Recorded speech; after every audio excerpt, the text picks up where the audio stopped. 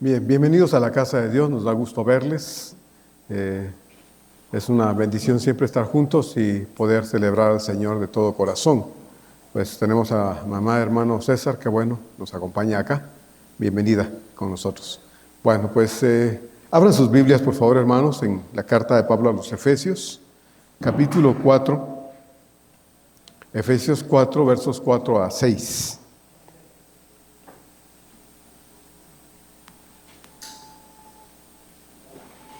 Efesios 4, 4 a 6.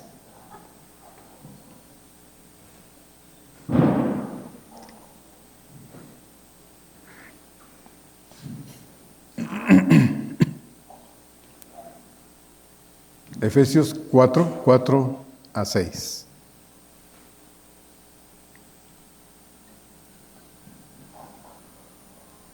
Si ya tiene el texto de la palabra de Dios, yo voy a leer desde el verso 1. Y los versos 4, 5 y 6 me acompaña usted, por favor, fuertemente. Lo vamos a leer juntos. Comienzo entonces del verso 1 que dice así. Yo pues, preso en el Señor, os ruego que andéis como es digno de la vocación con que fuisteis llamados, con toda humildad y mansedumbre, soportándoos con paciencia los unos a los otros en amor, solícitos en guardar la unidad del Espíritu en el vínculo de la paz. Juntos, un cuerpo y un espíritu, como fuisteis también llamados en una misma esperanza de vuestra vocación, un Señor, una fe, un bautismo, un Dios y Padre de todos, el cual es sobre todos y por todos y en todos. Amén. Al contemplar cómo está constituida la iglesia de Cristo, es sorprendente que a pesar de la diversidad de personas, la iglesia sea una unidad orgánica, sea una unidad emocional y espiritual, donde, como ya sabemos muy bien, las diferencias de cualquier tipo desaparecen. Porque delante de Dios todos valemos exactamente lo mismo. Y por eso mismo es que la iglesia debe esforzarse por cuidar esta unidad otorgada por el Espíritu Santo en el corazón de cada uno y en la relación de unos con otros.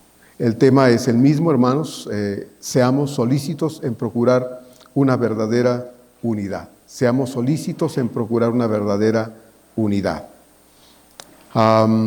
Dios es el que nos otorgó el derecho de ser parte de su cuerpo, la iglesia.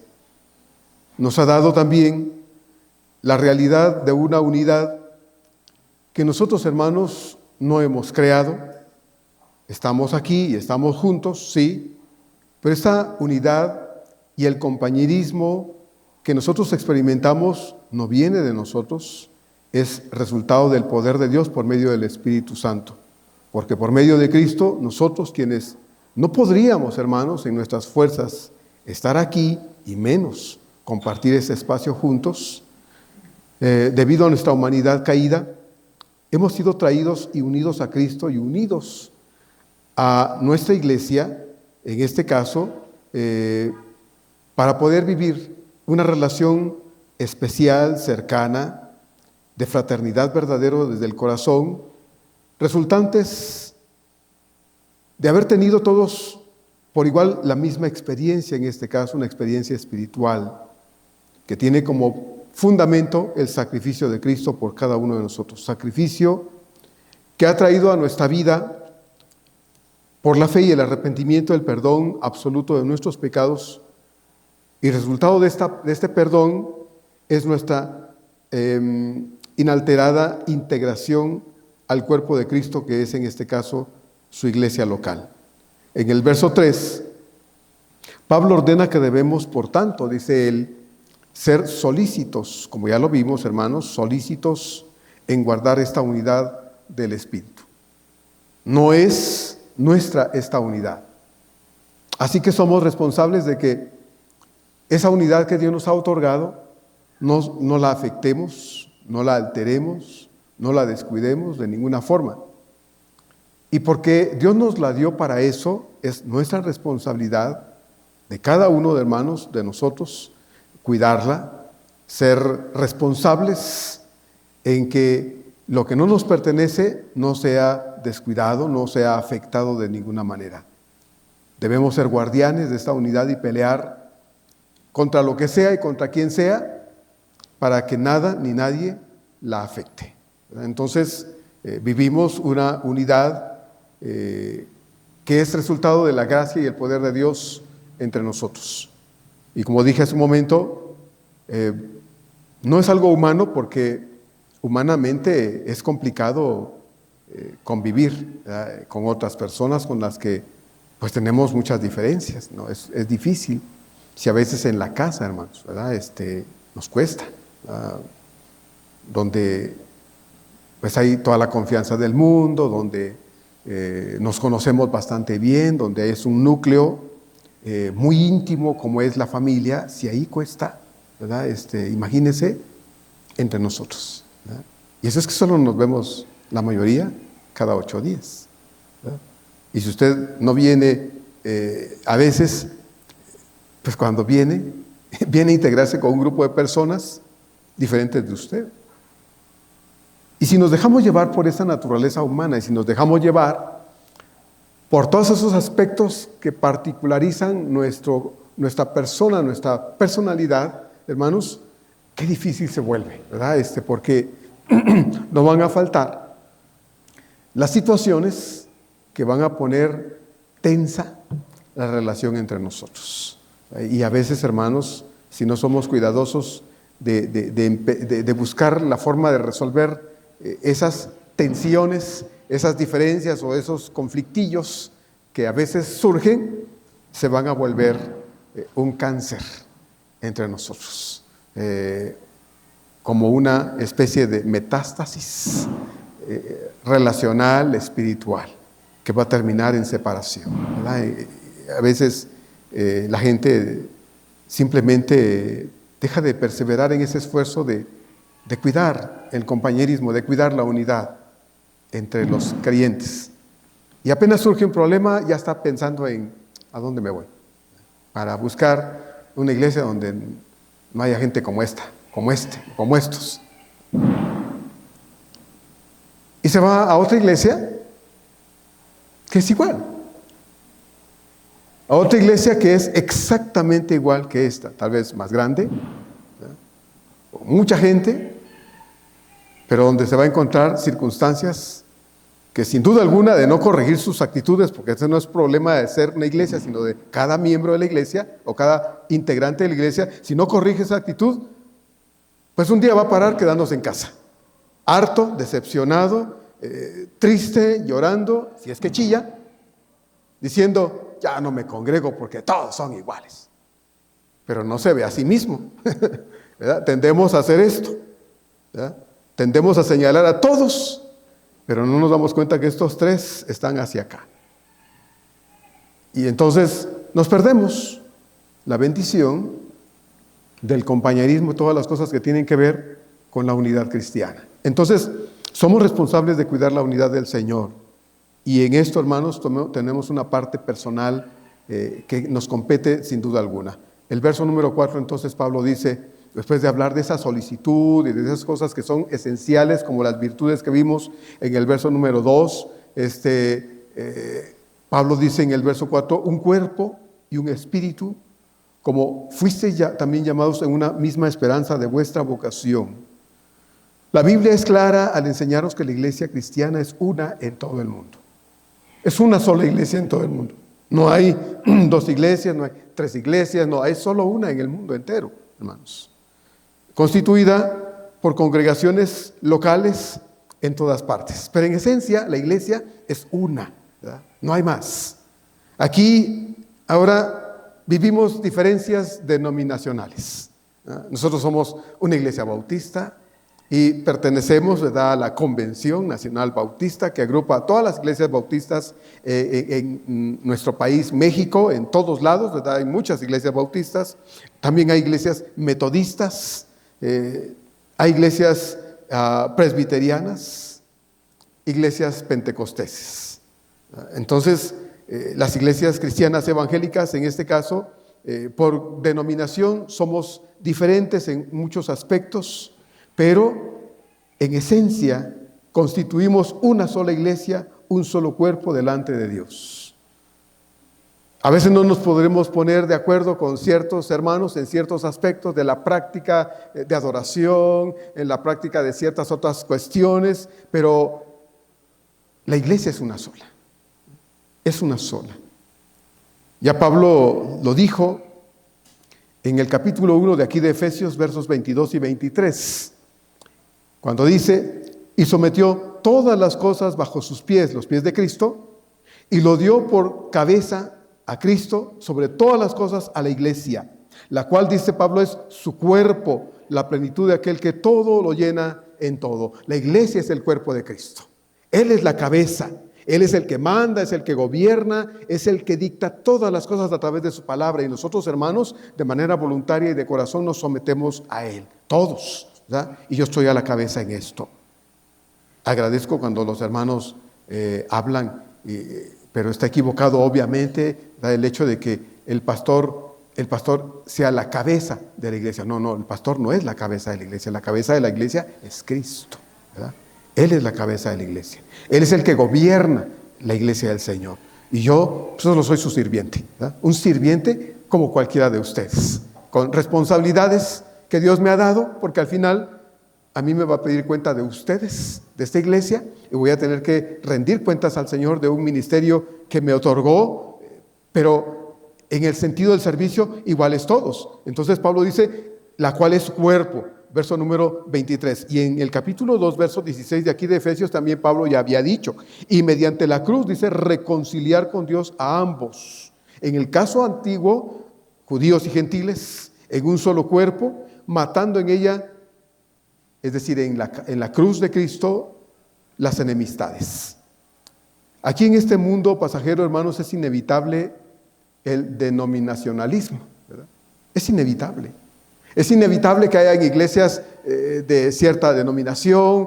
Nosotros nos identificamos de allá afuera, en la pared dice iglesia bautista, ¿verdad? Y la gente que pasa dice, es una iglesia y es bautista. Y tal vez muchos no sabrán que es una iglesia bautista y no entienden esas cosas de denominaciones, solo saben que somos una iglesia que no es del común, ¿verdad? Sin embargo, aunque el asunto de las denominaciones es algo inevitable, solo es algo pasajero, porque la unidad, hermanos, que las Escrituras nos mandan a guardar, proteger y cuidar responsable y diligentemente, no tiene nada que ver con denominaciones, ¿no?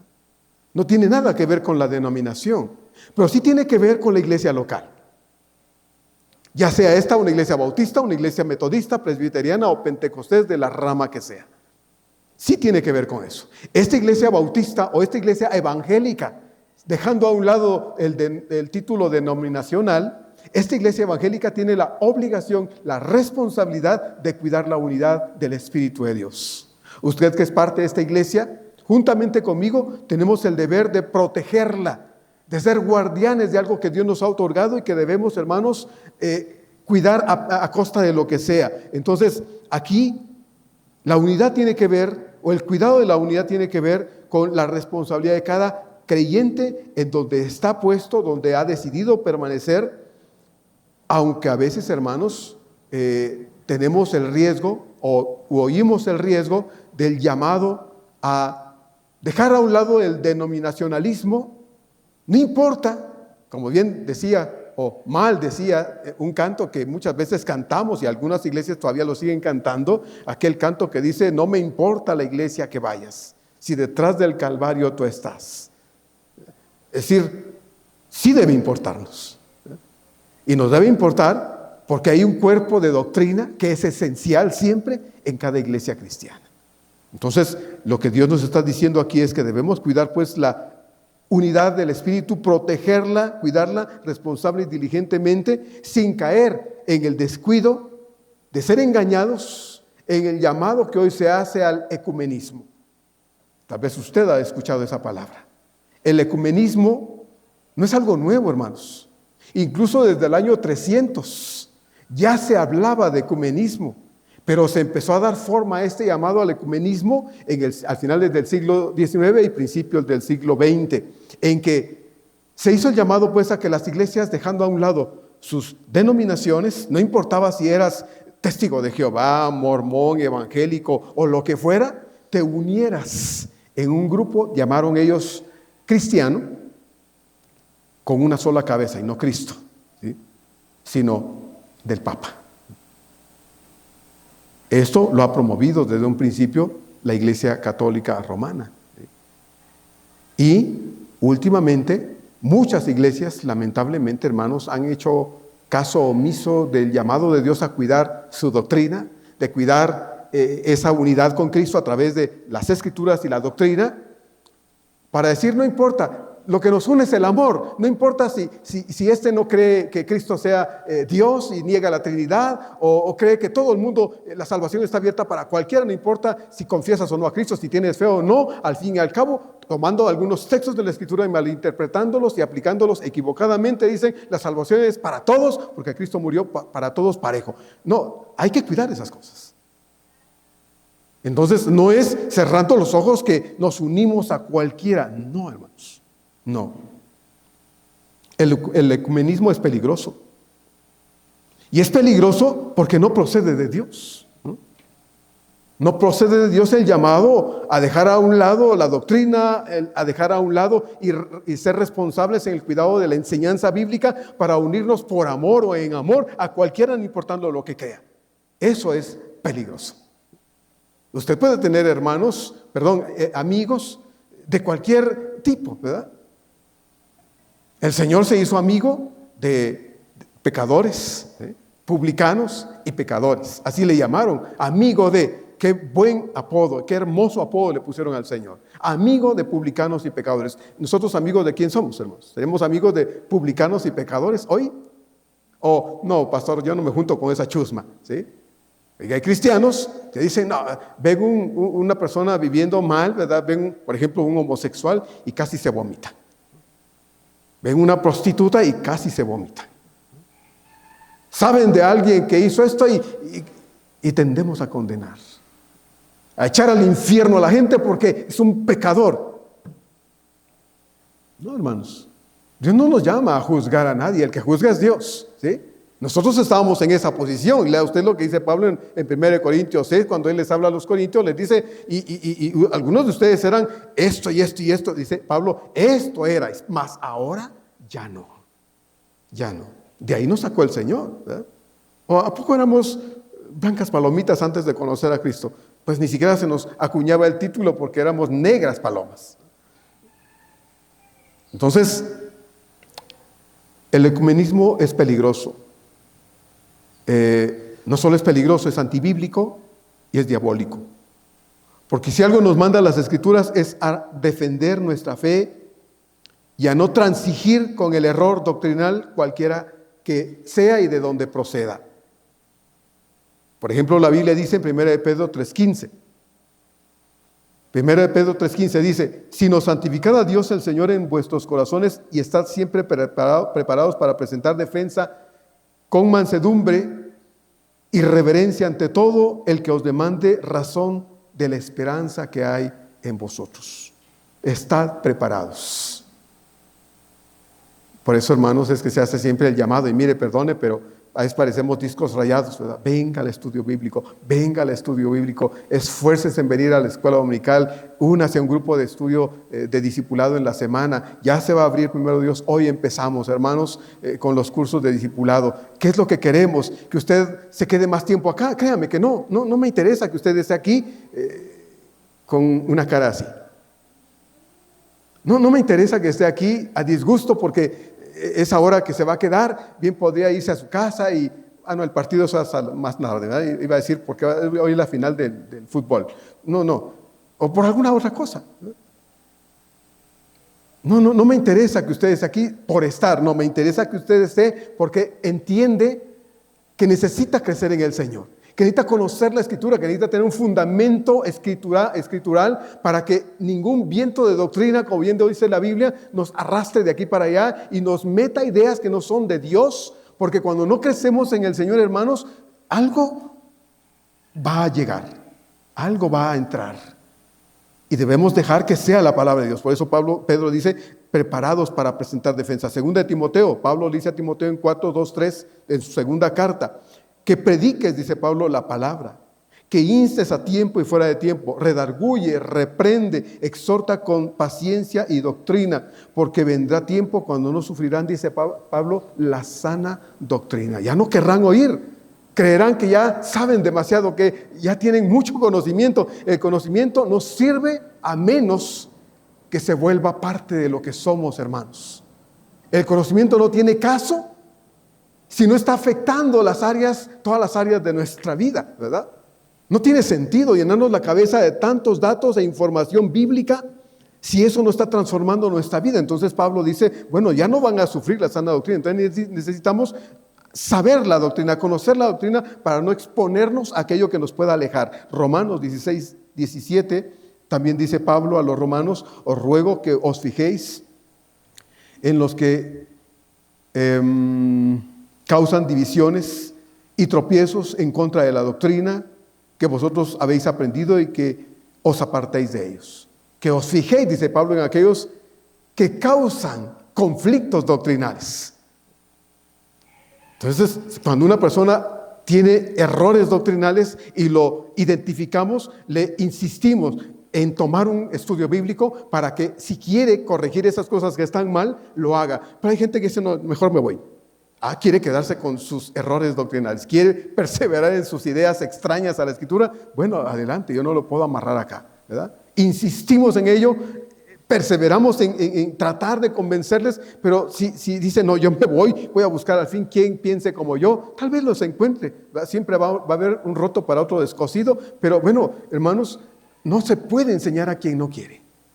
No se puede enseñar a quien no quiere. Y otro pasaje nada más, ténganme paciencia, Gálatas 1:8 también dice, mas si aún nosotros, dice Pablo, él como apóstol y cualquiera de los apóstoles, o un ángel del cielo os anunciare otro evangelio diferente del que os hemos anunciado, sea, dice Pablo, anatema.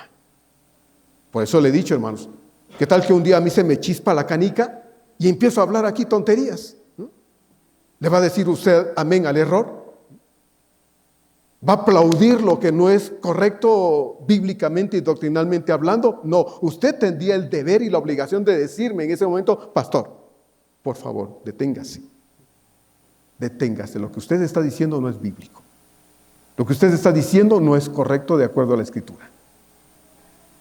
Porque deberíamos tener el conocimiento adecuado para poder corregir lo que está mal. Por eso Pablo dice, si aún nosotros o un ángel del cielo viene y os anuncia otro evangelio que el que os hemos anunciado, este sea anatema. Entonces, hermanos, nosotros somos hermanos porque hemos nacido espiritualmente en Cristo.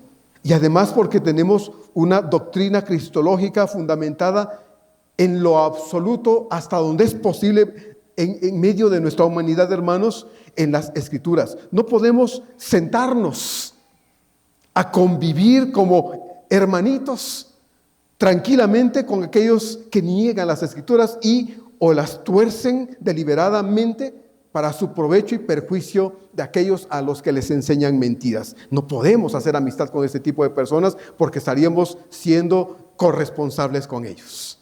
No podemos transigir con eso. Eso no se debe. Ahora, como le dije, ser amigos de los que no conocen a Dios, pues tal vez no buscamos amigos porque nuestros mejores amigos están aquí. Estos son mis mejores amigos. Así que si yo me acerco a alguien en la calle, no es porque me falten amigos, no. Mis amigos son amigos que temen al Señor, que aman a Dios como yo. Pero busco acercarme a las personas porque sé que lo necesitan conocer.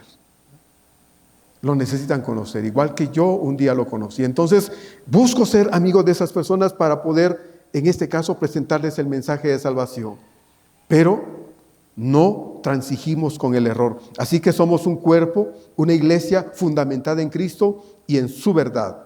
Pablo dice entonces, y un espíritu, además, en el verso número 4. Un cuerpo, dice Pablo, y un espíritu.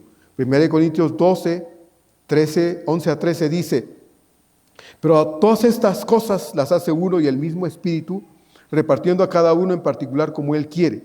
El verso 12 complementa diciendo, porque así como el cuerpo es uno y tiene muchos miembros, pero todos los miembros del cuerpo, siendo muchos, son un solo cuerpo, así también Cristo, es decir, la iglesia.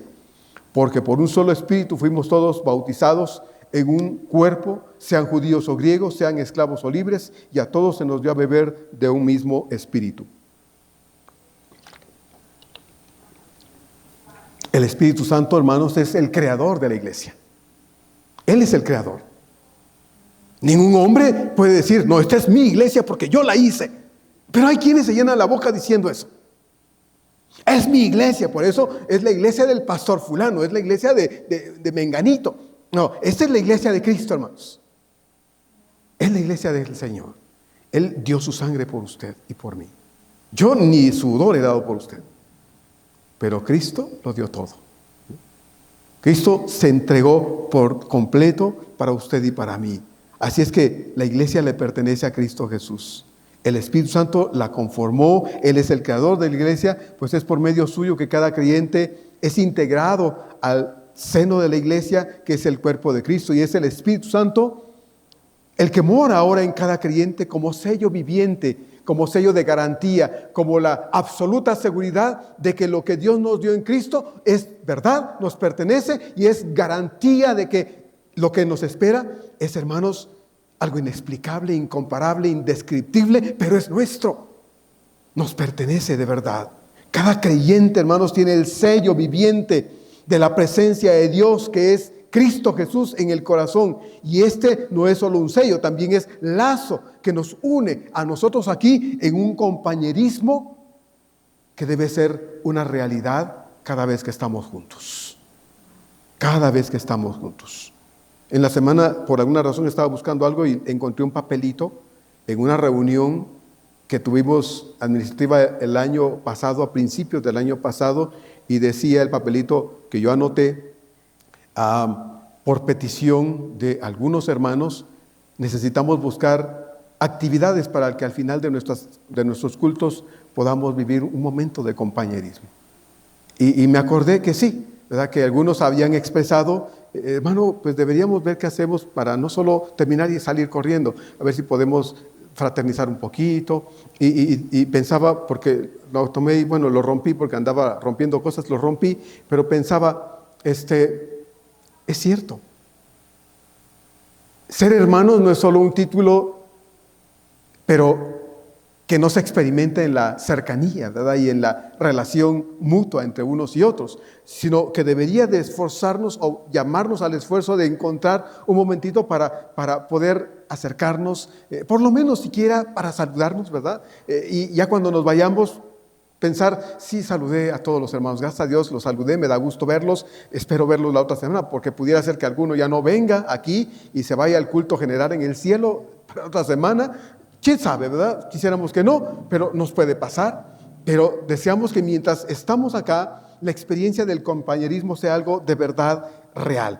Pablo entonces dice en el verso número 4, como fuisteis también llamados en una misma esperanza de vuestra vocación.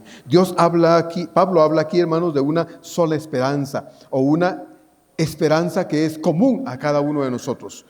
La certeza y la convicción de lo que ahora tenemos en Cristo, que no solo es el perdón absoluto y definitivo de nuestros pecados, sino además también de la certeza, la tranquilidad que tenemos acerca de lo que nos aguarda y nos está preservado cuando dejemos este mundo y nos encontremos, hermanos, en la presencia del Señor.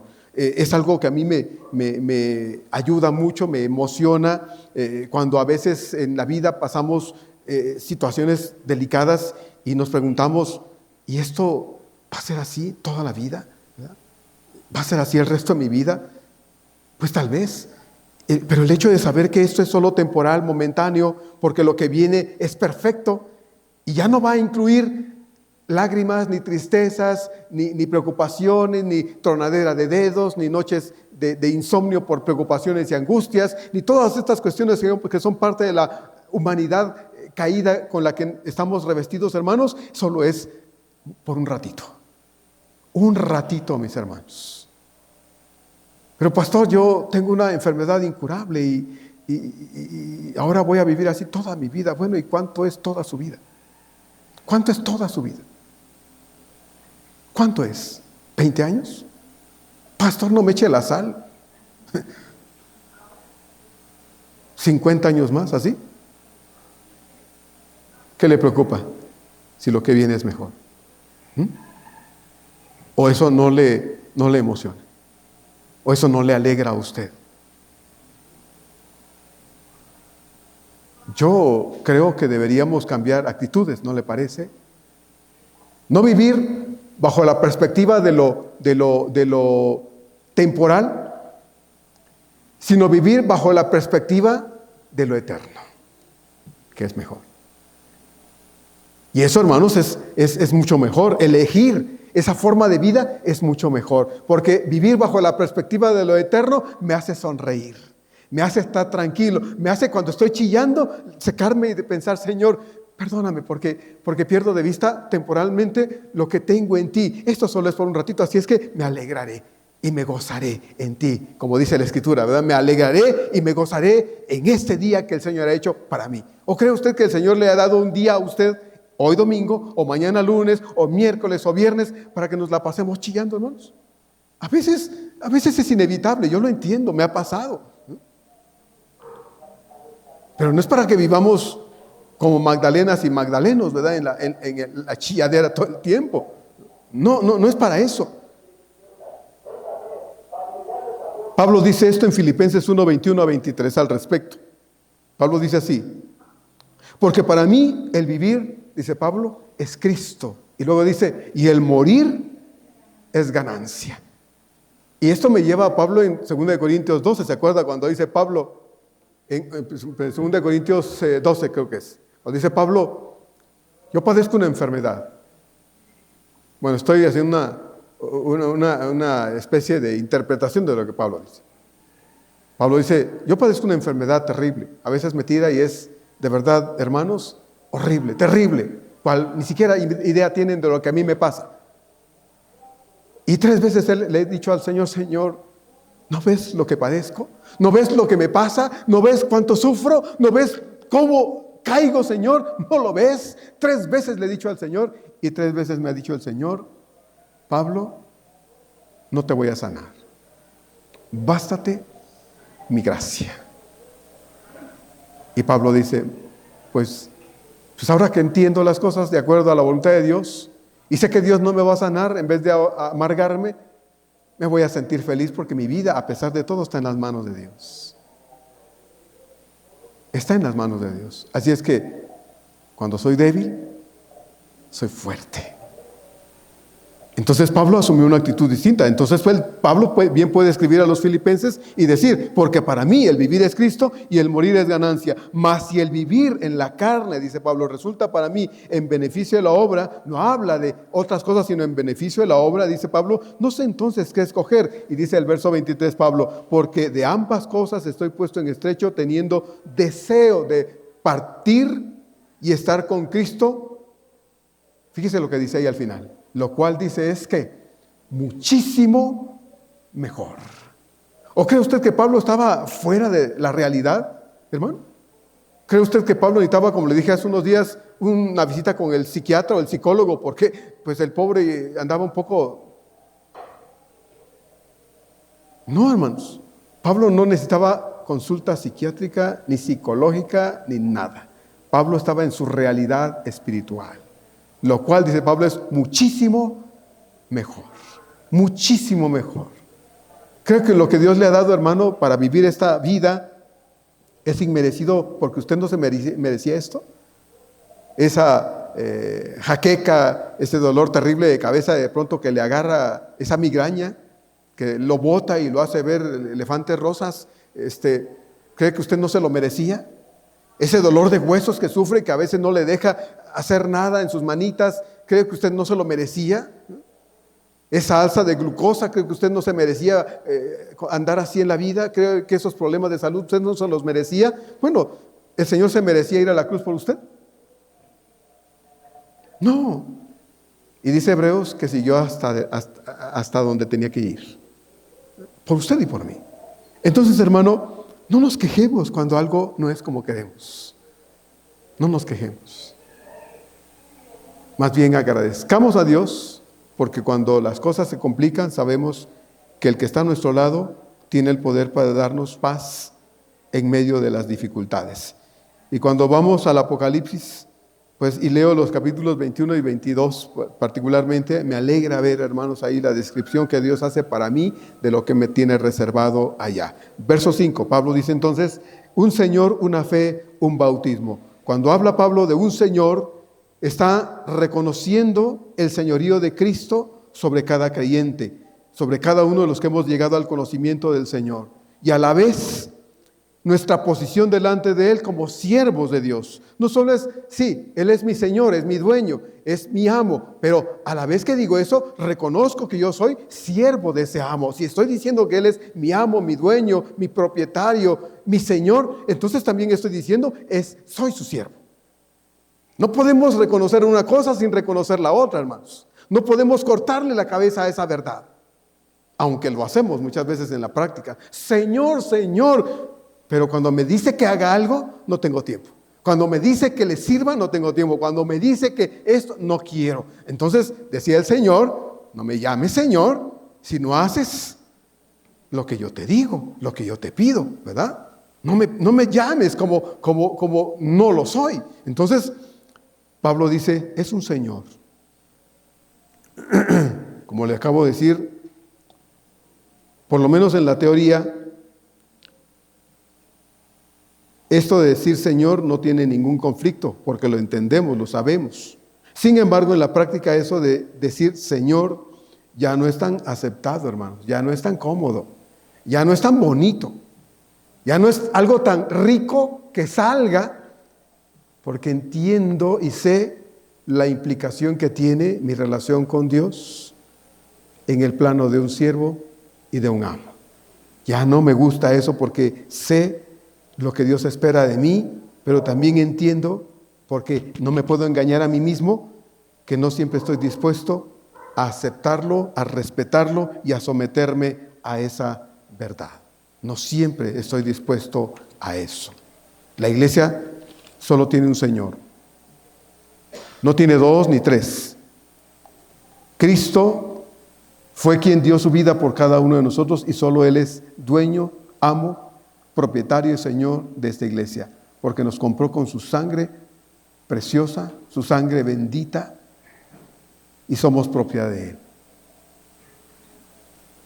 No podemos, hermanos, salirnos de ese estado de propiedad. Si usted ha conocido a Cristo, yo espero que usted diga amén en su corazón, porque aunque con su boquita no lo dice, si usted de verdad ha conocido a Cristo, hermano, oí muchos amenes en el corazón de muchos. Bueno, entonces quiero decirle, hermano, que usted es propiedad de Dios. Usted le pertenece a Dios. Usted fue comprado por Él. Así dice Pablo aquí en 1 Corintios, capítulo 6, verso 20 y capítulo 7, verso 23. Dice en 1 Corintios 6, 20 esto. Dice, porque habéis sido comprados por precio. Glorificad pues a Dios en vuestro cuerpo y en vuestro espíritu, los cuales son de Dios. Son de Dios. Y en 7:23 Pablo también dice estas palabras. Por precio fuisteis comprados. No os hagáis esclavos de los hombres. Por precio fuisteis comprados. La sangre de Cristo es el precio de nuestra salvación. Él derramó su sangre, hermanos. Y sí es cierto, no se lo pedimos, ¿verdad? Muere por mí, Señor, porque lejos estábamos de Él. No, Él quiso hacerlo para que cuando Él llamara a nuestro corazón, habiendo hecho el sacrificio exacto, correcto y oportuno por nosotros, tuviésemos la oportunidad de decir, ya moriste por mí, Señor, sin que yo te lo pidiera. Lo hiciste con todo tu corazón. Ahora yo vengo y te entrego mi vida. Te digo, Señor, yo soy tuyo. Te pertenezco desde la planta de mis pies hasta la cabeza, y todo lo que yo soy y represento te pertenece. Me rindo a tus pies, Señor. Eso fue lo que hicimos, hermanos. Nos compró con su sangre bendita, y ahora, según la Escritura, como ya leímos, nosotros le pertenecemos a Él. Además, dice Pablo, no solo es un Señor, también tenemos una fe. En el contexto de lo que Pablo ha estado enseñando, esta fe implica, por un lado, la confianza, la certeza acerca de todo lo que Dios nos ha prometido. Yo tengo la seguridad de que Dios no me miente y que Él me ha dicho te perdono y estoy perdonado, que soy su hijo y eso no va a cambiar y que tengo eternidad y un día la voy a disfrutar a plenitud, ya sin las cadenas del pecado que, como estuvimos estudiando y seguiremos estudiando en las mañanas en la escuela dominical, me siguen atorando muchas veces aquí lamentablemente, hermanos, porque estoy revestido de esta humanidad miserable. Y le fallo a Dios, pero un día Dios me va a librar de esto y voy a estar allá y disfrutar de esa eternidad con Dios. Entonces, por un lado, la fe implica esa confianza.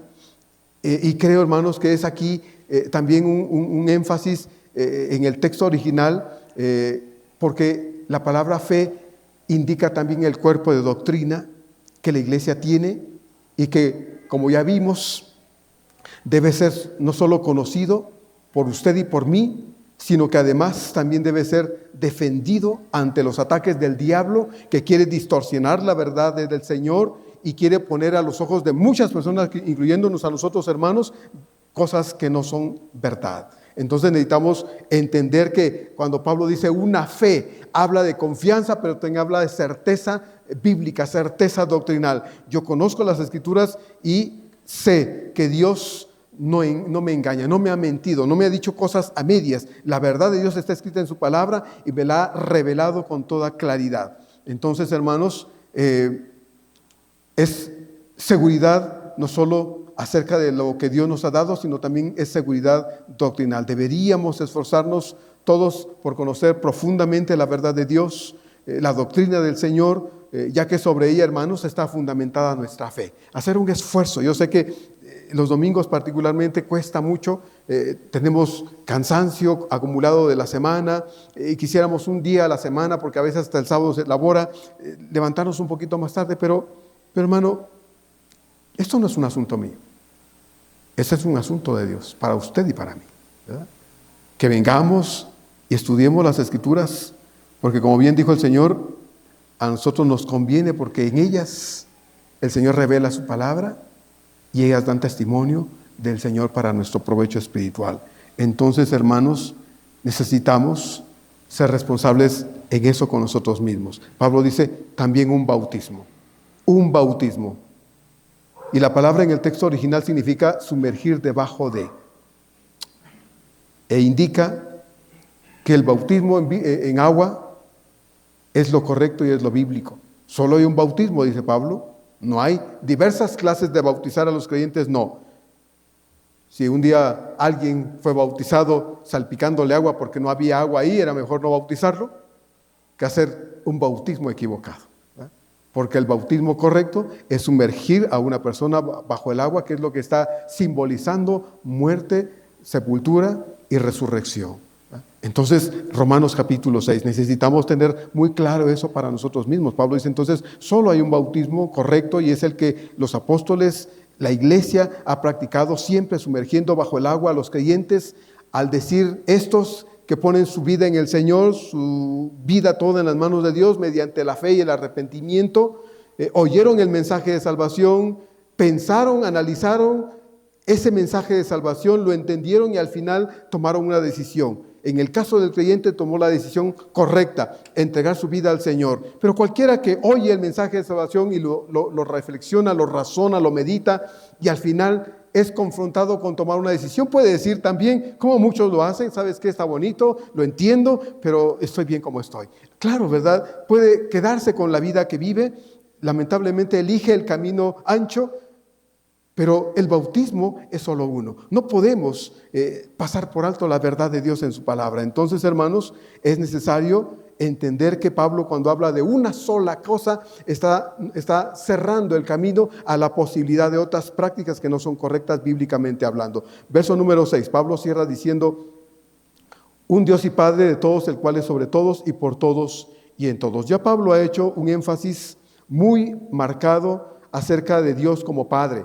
Lo hizo en el capítulo 1, verso 3, y en el verso 17, en el capítulo 2, verso 18, en el capítulo 3, versos 14 y 15, también hizo este énfasis de Dios como Padre, para puntualizar que este Dios, de quien nosotros, hermanos, éramos enemigos y por tanto alejados de todas las cosas de Él, ahora ha traído un gran beneficio a nuestra vida, no solo es el perdón de nuestros pecados, sino también un título que es ser hijos de Dios. Si somos hijos de Dios, entonces Él es nuestro Padre ahora. Él es nuestro Padre. Le pertenecemos por dos razones específicas, de acuerdo a la Escritura. Una, porque nos creó. Él es dueño de toda la creación. Todo le pertenece a Dios. Él lo creó todo y nos creó a todos. Entonces, le pertenecemos por eso.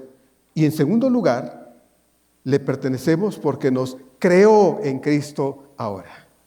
Somos una nueva creación en Cristo.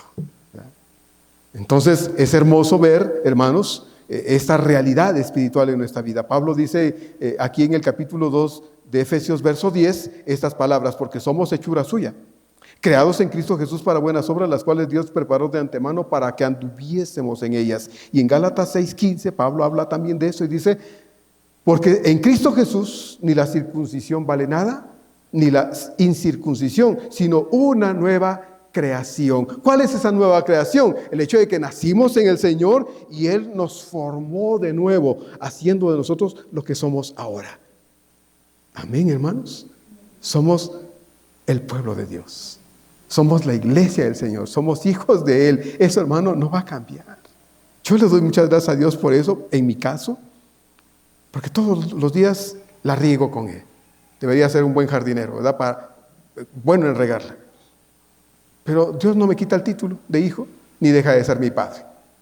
Lo hiero, lo lastimo y hago cosas miserables que hacen sentir a mi Padre Celestial lastimado, pero me sigue amando porque soy su hijo, ¿verdad? Como usted ama a su hijo, a su hija, aunque haga lo que haga, así es Dios con usted y conmigo, ¿verdad? Obviamente necesita haber una reconciliación, porque cuando peco no lo dejo así. Veme Juan 1:9. Debo venir y pedirle perdón a mi Señor y decirle: Padre, he pecado contra ti, perdóname por favor. Y ser honesto con ello, porque Dios no ve mi boca, Dios ve mi corazón. Y pedir el perdón. Entonces Dios viene y perdona. Entonces, hermanos, somos una nueva creación. Hoy tenemos una relación con Dios a través o por medio de Cristo, que nos ha dado la posición de hijos. Juan 1:12.